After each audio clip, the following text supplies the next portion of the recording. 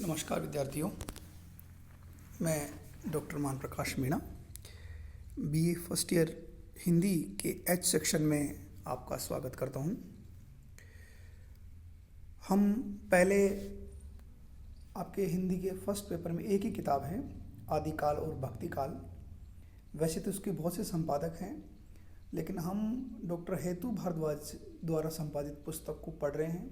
वो बहुत प्रामाणिक किताब है, बहुत अच्छी है। इसके प्रारंभ में लिखी हुई जो इसकी प्रस्तावना है वो बहुत परीक्षा उपयोगी है, आपकी जानकारी की दृष्टि से बहुत बढ़िया है। इसमें आदिकाल और भक्तिकाल का इतिहास बताया गया है और इसके अंत में जो परीक्षा उपयोगी प्रश्न दे रखे हैं वो भी आपके लिए बहुत उपयोगी है। इसलिए मैं इसे प्रामाणिक किताब मानते हुए पढ़ाने का प्रयास करूँगा। आप सभी से अपेक्षा है कि आप पुस्तक लेके आएँ, ख़रीदें। मार्केट में पुस्तक उपलब्ध है, कोर्स में कोई परिवर्तन नहीं है, सेम कोर्स है पिछले 3 साल से, तो आप ये किताब खरीद लाएं। इसमें आपके आदिकाल और भक्तिकाल के करीब 9 चैप्टर हैं। 3 चैप्टर आदिकाल के हैं और 6 चैप्टर भक्तिकाल के हैं। पहला जो अध्याय है, ढोला मारूला दोहा। आपने बहुत ढोला मारू के बारे में सुना होगा। राजस्थान का प्रसिद्ध प्रेम कहानी है, प्रसिद्ध लोक काव्य है। आपको पता होना चाहिए कि ढोला मारूला दोहा का लेखक कौन है। इसके लेखक को लेकर पर्याप्त सबूत मिलते हैं। इसके लेखक कुशल लाभ हैं। इसकी ऐतिहासिकता के बारे में विद्वानों में मतभेद हैं।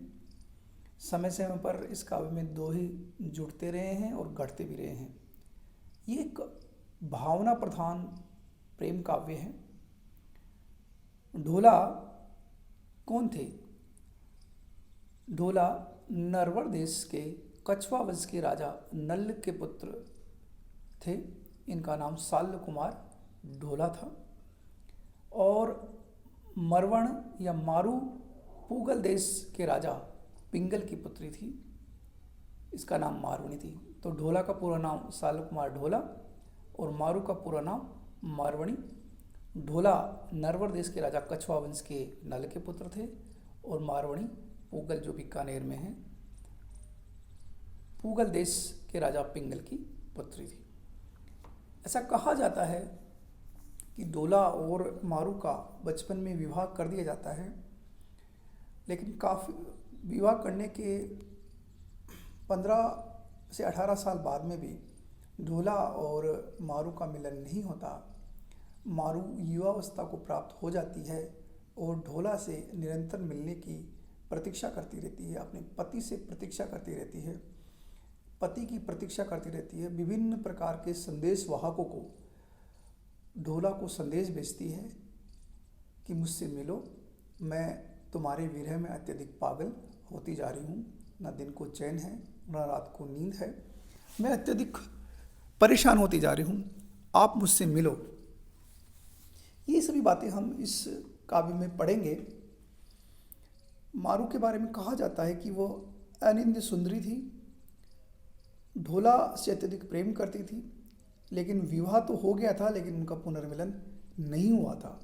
इस पुनर्मिलन की आस में विभिन्न प्रकार के पथिकों के माध्यम से वो संदेश भेजती है। ये संदेश ही हमारे इस काव्य का प्रमुख आधार है। हमारा ये इस चैप्टर में आपके करीब 15 के आसपास दोहे हैं। ढोला मारू ने काव्य में इसमें दोहे हैं, ये बहुत फेमस हैं और राजस्थानी भाषा में लिखे गए हैं। मैं पूरे दोहे ना पढ़ाकर आपको कुछ खास दोहे पढ़ाएंगे जो परीक्षा के दृष्टि से बहुत ज़्यादा उपयोगी है। तो कुल 2 वीडियोस में आपको मैं पढ़ाने का प्रयास करूँगा। मैं पहले उनको बाँचूँगा और फिर उनको सरप्रसंग व्याख्या करूँगा। पहला है, धाड़ी जय साहिब मिलूं यूं दाखिल जाए, जोबन कमल विकसई भ्रमर न बसे आए। धाड़ी कौन होते हैं? धाड़ी जो पश्चिमी राजस्थान में लोक गायक होते हैं, धाडी मिरासी, वो इधर से उधर घूमते रहते हैं। तो पूगल देश की राजकुमारी पिंगल, पूगल देश की राजकुमारी राजा पिंगल की पुत्री मरवण ढाडी से कहती है, क्या कहती है, एक संदेशा भिजवाती है।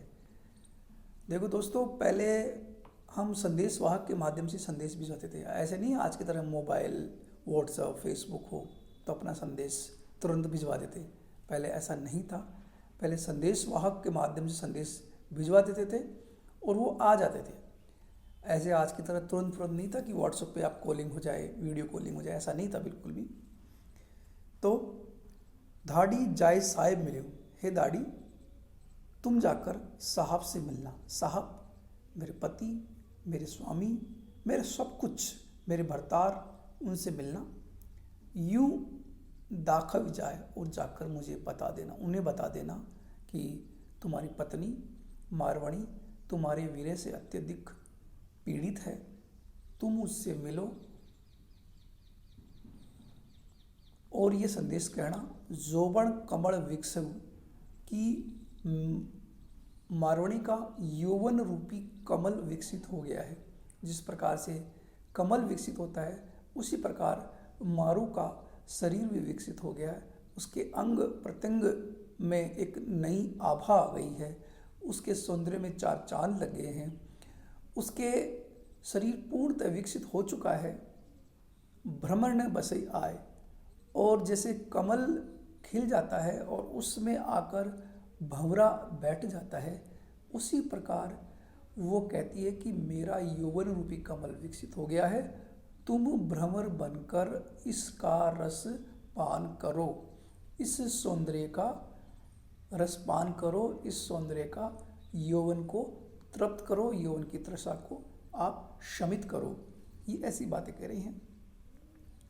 खास बात देखें तो इसमें यौवन कमल में एक रूपक अलंकार है। यहाँ यौवन को कमल का रूप दिया गया है। तो ये परीक्षा के लिए उपयोगी है। आपके करीब दो दोहे मिलाकर एक व्याख्या आएगी। दूसरा अपन देखे हैं, पंथी एक संदेशड़ऊ लग ढोलई पहुँचाए, विरह महादव जागई अग्नि बुझाए आए।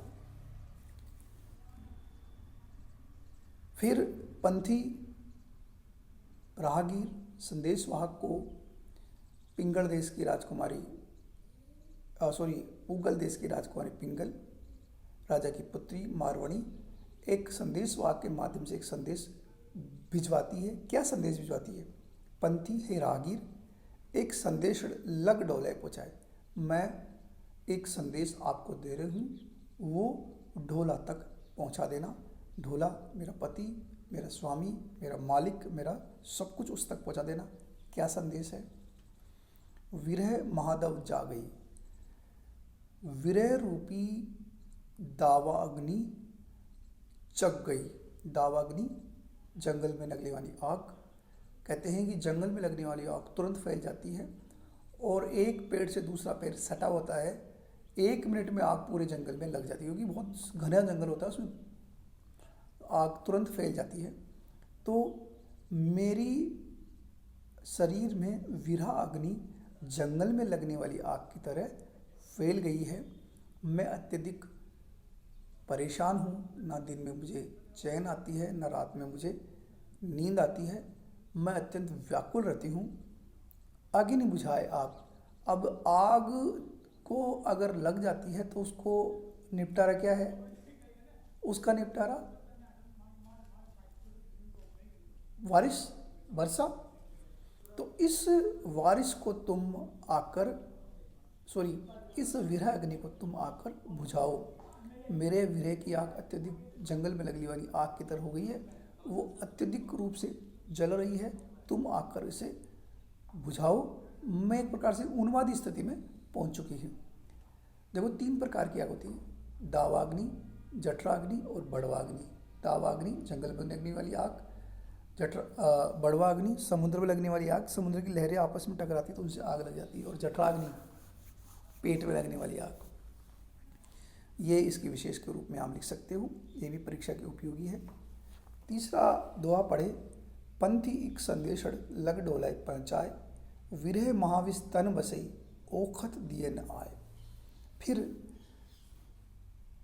पुगड़ देश के राजा पिंगल की पुत्री मारवाड़ी, नरवर्ष के कछवा वंश के राजा नल के पुत्र सालु कुमार ढोला को अपना संदेश प्रेषित करती हुई कहती है, क्या कहती है?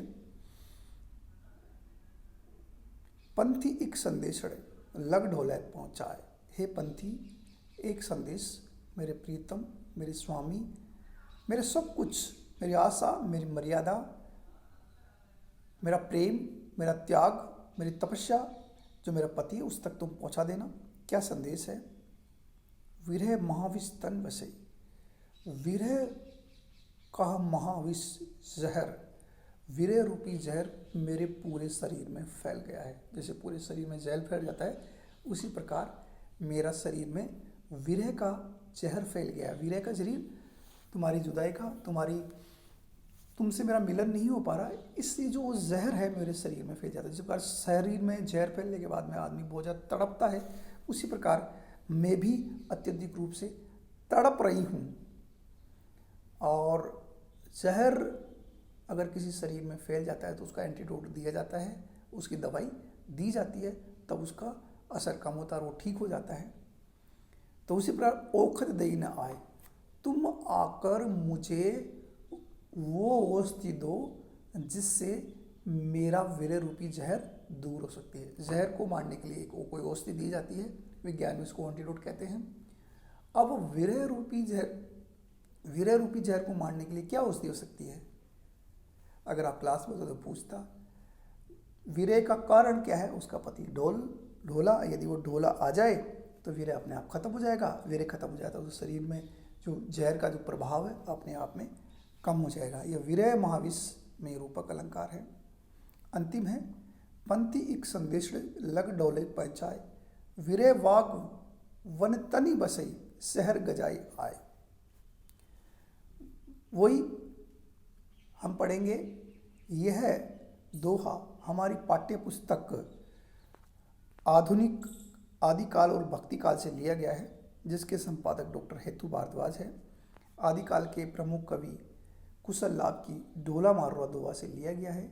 इसमें नरवर देश के कछवा वंश राजा नल के पुत्र सालु कुमार ढोला को पुंगल देश की राजकुमारी राजा पिंगल की पुत्री मारवाड़ी अपना वीर संदेश वाक को पहुंचाती है। क्या संदेश पहुंचाती है? पंथी एक संदेश लग डोलाय पहुंचाए। हे पंथी, एक संदेश ढोला तक पहुंचाना। क्या संदेश है? विरह बाग वन तनी बसे। विरह, तुम्हारे मिलन का जो विरह है उसने एक बाग का, एक शेर का रूप ले चुका है।